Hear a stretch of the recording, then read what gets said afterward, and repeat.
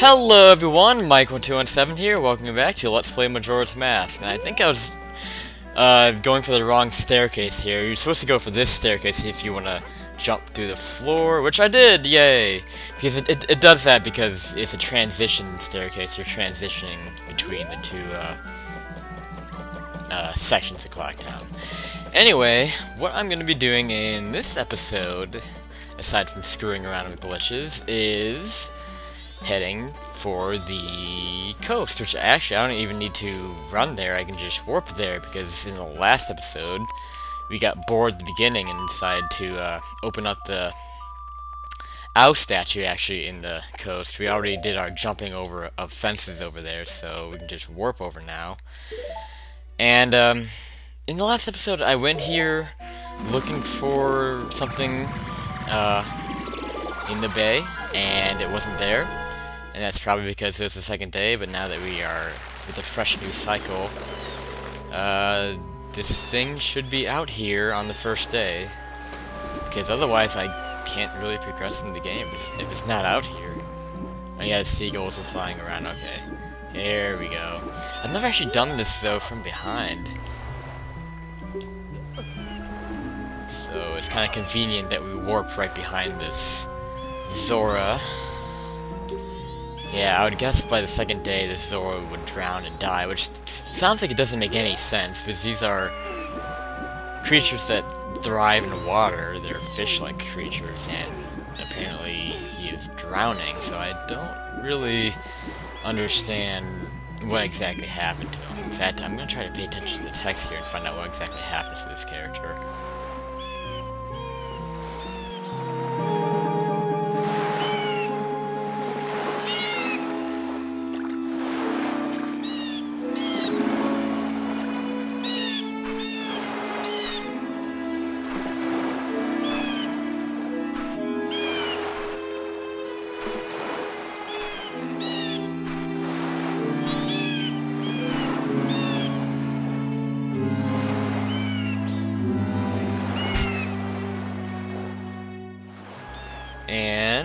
And this is actually going to be a long cutscene coming up, and what we're going to do, like we usually do with these dying characters, is that, well, let's actually talk to him.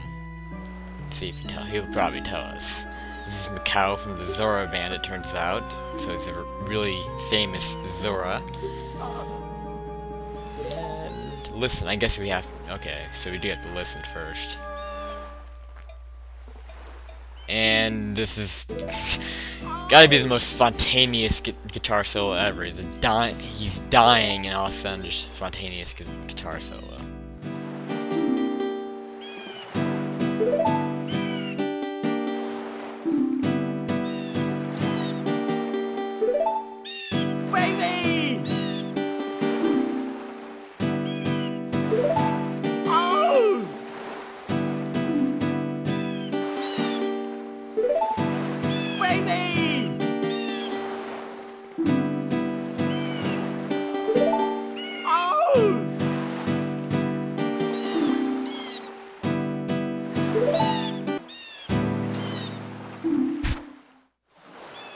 So using the last bit of energy, he did that song for us, and he said to heal his soul. I'm sorry, that was a really awkward segment there with him singing like that. I don't know, I've always just found that awkward.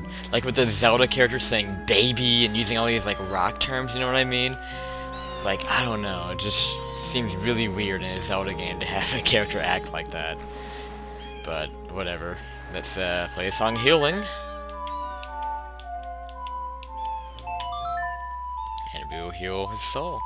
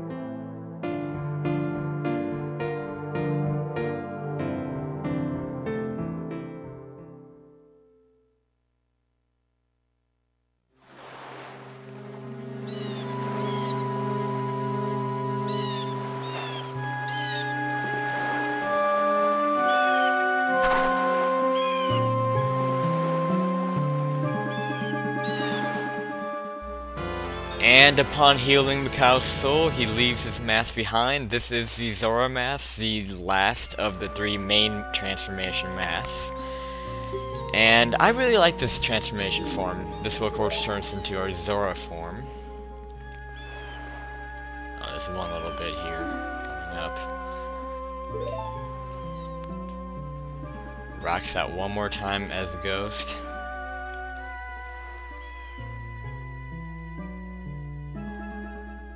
And we'll see what kind of good guy Link is. Paying homage to the fallen guitarist. But now we can take his body, now that we have his mask. But yeah, like I was saying, I really like this form. The Zora form. And we're about to see it right here.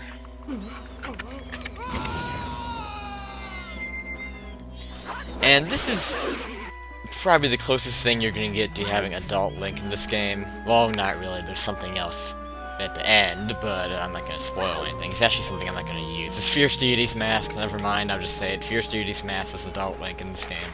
But this is probably the closest thing in like the main game you actually use. Because if you listen to like the sounds that he makes, you know, it's pretty much the sound clips from adult Link in Ocarina of Time, only adds like a little watery filter to it that makes it sound more like Zora.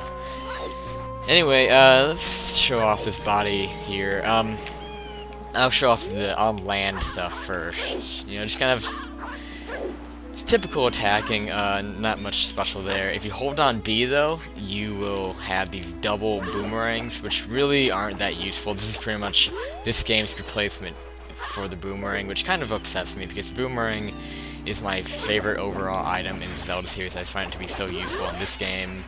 It's just not very good, even though you get doubles. God, I need to kind of get used to playing again. I was hitting A to attack for whatever reason. But, yeah, it doesn't really come into much use. Where your Zora form's really gonna come into play, as you can probably guess, is in the water. The Zora form will allow you to do all sorts of things in the water. This is where the form really shines. I mean, how can you not expect that? So yeah, you can swim pretty good under here. It swims pretty much like the, oh, what do you call it? The Zora tunic, or whatever you would call it in Twilight Princess. It's only a lot better, a lot smoother. They kind of take a few things from this in Twilight Princess for that Zora tunic. And you can jump, kind of like a dolphin like this. If you hit what button? R? Yeah, you get this nice electric force field around you, and you can use that to attack and use this magic. If you hit B, you can actually dive down. And this is pretty much the replacement for the iron boots, so you can actually walk on the floor underwater. So that's really nice. That's a lot easier than Ocarina of Time, where you have to pause and select the iron boots. We can demonstrate our electricity on this like down here. Oh no, wrong button, wrong button. I'm used to B being like an attacking button. Maybe you know what, I'm not gonna fight the like, never mind, I'm a pussy. There's gonna be a lot more. This area, like, the coast in general has a lot of like, so I'm not excited about that. So what I'm gonna do now is actually head over this way. Our main goal that I'm going for in this session is getting the hook shot, which I talked about. I spoiled it in the last episode when talking about this tree that we unlocked but didn't actually unlock. That was kind of just confusion on my part. Don't worry about the tree that I was talking about, it never happened. Okay, so where exactly do I want to go? This actually is I would say the smallest region of the 4. But there are a lot of useless places to go here, and for the most part right now I'm going to be focusing more on side stuff and not on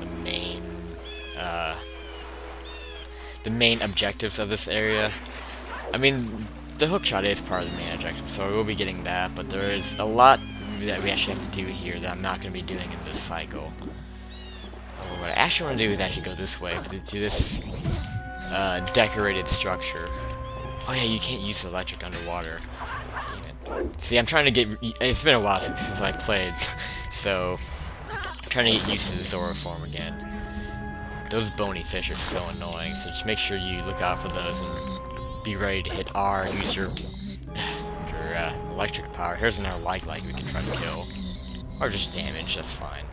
Let's go in here.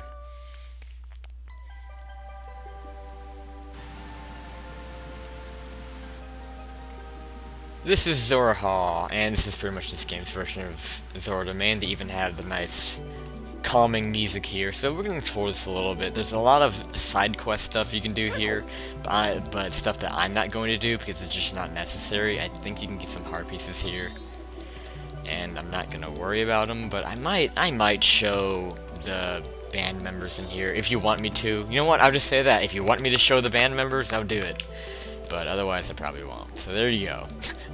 I'm not going to show them right now because it's a waste of time. I don't like wasting time. And this is where we want to be, and this is what I was mainly looking for. It's this owl statue. I'll hit that in just a bit. And this is that lady that we saw in that cutscene.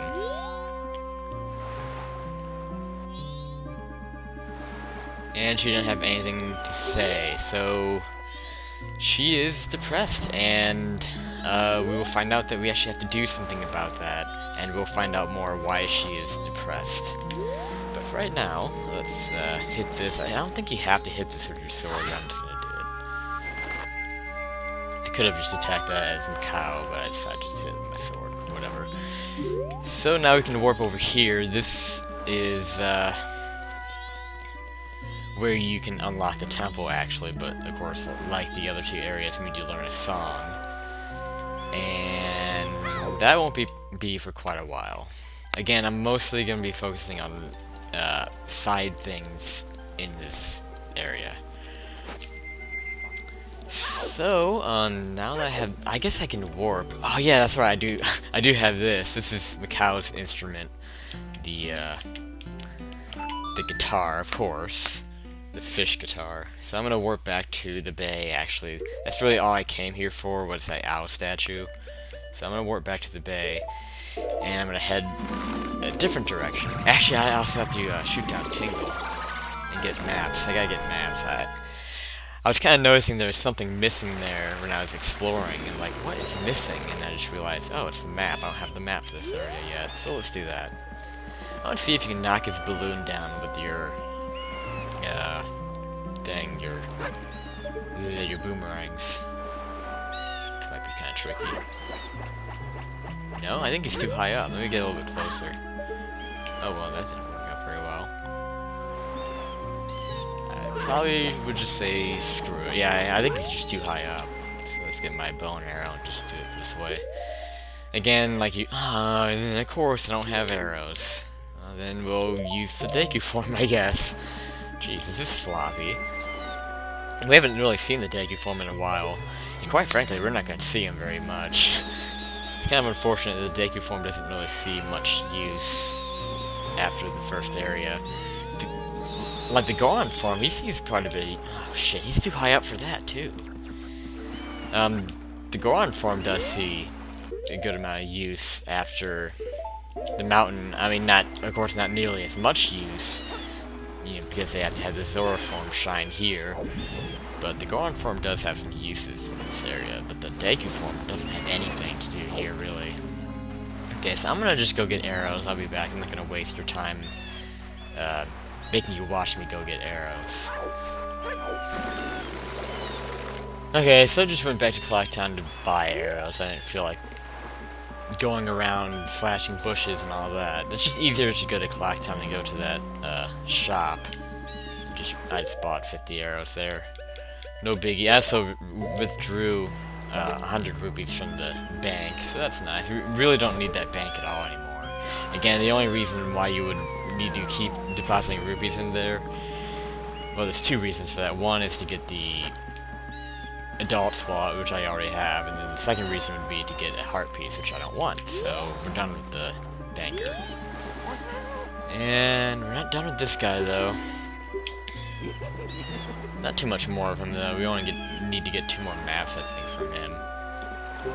I mean, I guess I could, if I wanted to, I could get both of them right now. The map for the coast and the map for Ikana, the canyon area. So let's see if he even offers that, I'm not sure. so I will buy one of your maps. Stone Tower. Well, does Stone Tower even count? I thought it'd be called Icona, but I don't know. Are there like 2 maps in there? Or I'm just used to it being called Icona. Maybe they call it Stone Tower. I'm not done with you yet. I'm not done with you. Can I buy another one? Or will he let me? Oh, let's start doing it again. Okay, cool. So, let's get Stone Tower as well. Might as well get it. I have all the rubies in the world, but not really. Okay. So we might be done with Tinkle. I'm not sure if there's other maps that he has to offer, because I thought there was one for just Icona. But I guess Stone Tower counts as Icona. Or whatever. We'll worry about that another time. Now what we're gonna do, now we have all that shit out of the way, is end the episode, actually. This is a good spot to start. So, yeah, next time on Let's Play The Legend of Zelda Majora's Mask, we will swim in this direction and see what lies ahead there. So, this is Micro217, and I'll see you then.